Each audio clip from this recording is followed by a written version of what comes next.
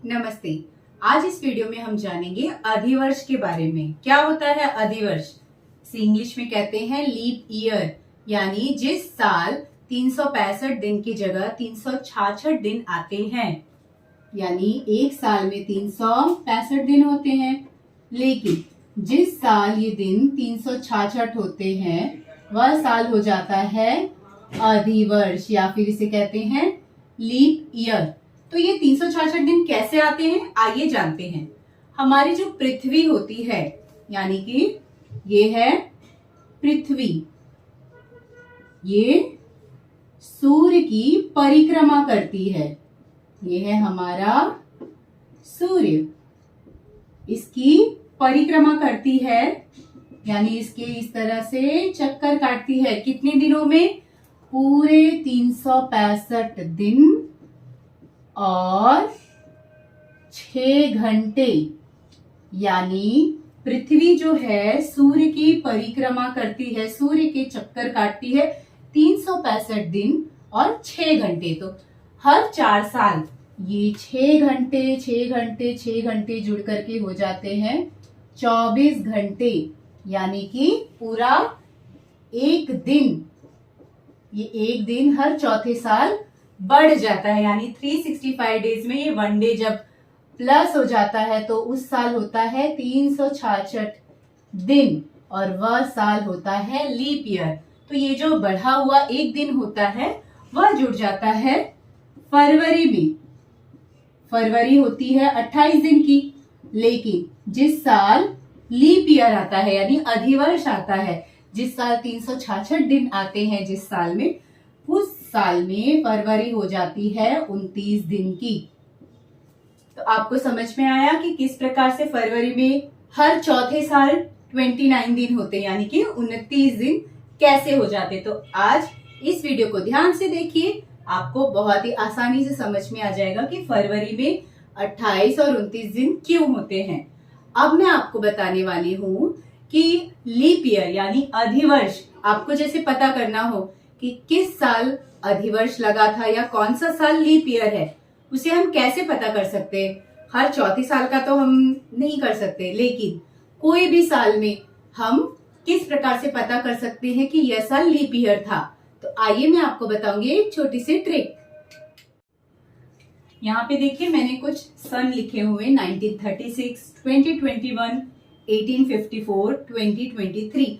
अगर आपको पता करना हो, जैसे कोई भी सवाल जीके के क्वेश्चंस आते हैं कि कौन सा साल लीप ईयर था, तो आप कैसे पता करेंगे। तो अभी मैं आपको बताऊंगी एक छोटी सी ट्रिक, बहुत ही आसान है, ध्यान से सुनिए। कि कोई भी सन, कोई भी साल को अगर हम किससे डिवाइड करेंगे, 4 से हम डिवाइड करेंगे, 4 नंबर से। उसके बाद अगर एंड में 0 आता है, यानी एकदम एंड में जब हम भाग देते हैं 4 से तो 0 अगर आ गया, तो इसका मतलब कि यह साल लीप ईयर था या है, आएगा, जो भी हम सन में करेंगे। और अगर 4 से डिवाइड करने के बाद एंड में 0 नहीं आता है, इसका मतलब यह लीप ईयर नहीं था या नहीं होगा। तो चलिए यहाँ देखते हैं, मैंने लिखा है ये पहला सन जिसे हम डिवाइड करेंगे 4 से। तो चलिए देखते हैं, 1936 को हम डिवाइड करेंगे 4 से। 4 4 16, 33, 4 8 32, 1 6, 4 4 16। तो ये लीप ईयर था, यानी 1936 is a leap year. Okay, इस प्रकार से हमें पता चल गया, क्योंकि ये 4 से पूरा डिवाइड हो गया। अब उसके बाद देखिए यहाँ पे है 2021, क्या ये लीप ईयर था? मुझे तो याद नहीं है, चलिए हम पता कर लेते हैं, कोई नहीं। 2, तो ये पहले यहाँ 0 हो जाएगा। 20, 4 5 20, 0, उसके बाद 2, 21, 4 के टेबल में 21 आता है, नहीं आता, तो 1 इज रिमेनिंग, तो ये लीप ईयर नहीं था।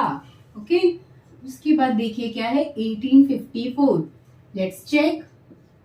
1854, इसे डिवाइड करते हैं 4 से। 4 4 जा 16,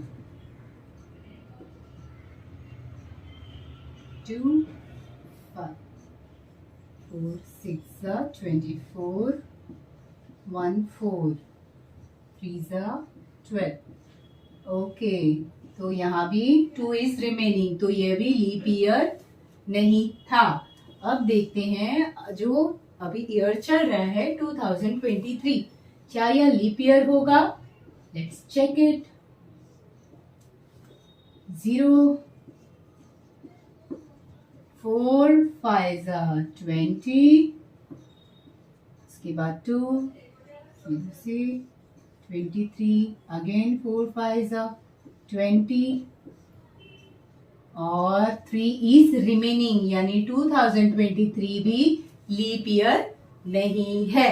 तो देखा आपने किस प्रकार से हम पता कर सकते हैं कि ये ईयर लीप ईयर है, या आने वाला कोई ईयर हमें पता करना है कि वो लीप ईयर है या नहीं। उसे पता करने के लिए बहुत ही सिंपल ट्रिक है, आप भी ट्राई कीजिए, आपको भी पता चल जाएगा। आशा करती हूँ कि आपको ये वीडियो पसंद आया हो। धन्यवाद।